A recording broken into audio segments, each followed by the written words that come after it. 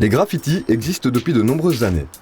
Certains exemples remontent à la Grèce antique ainsi qu'à l'Empire romain.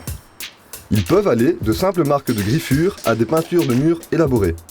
Dans mon cas, j'ai commencé il y a quelques années, à mon adolescent, je vais avoir 16 ans, où je faisais mon premier petit graffiti sur un mur, dans un abri de bus. Je fais ça plutôt dans des endroits pas comme celui-ci, un peu abandonnés, des bâtiments où, voilà, où on n'embête personne, quoi.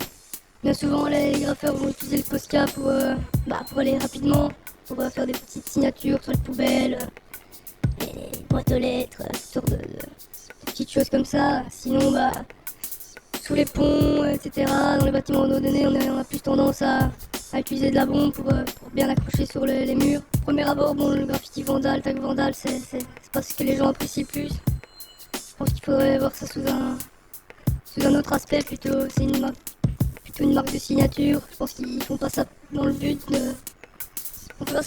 de dégrader ou quoi. C'est vrai que c'est défoulant quelquefois, mais je pense qu'il faut plus prendre ça pour une manière d'expression. Je dirais qu'il n'y a pas vraiment d'intérêt pour être un bon graffeur. Je dirais que la manière dont on s'en sert fait de nous un bon graffeur ou pas. Dans la plupart des pays, dessiner un ou plusieurs graffitis sur un bâtiment sans le consentement de son propriétaire est considéré comme du vandalisme, lequel est punissable par la loi.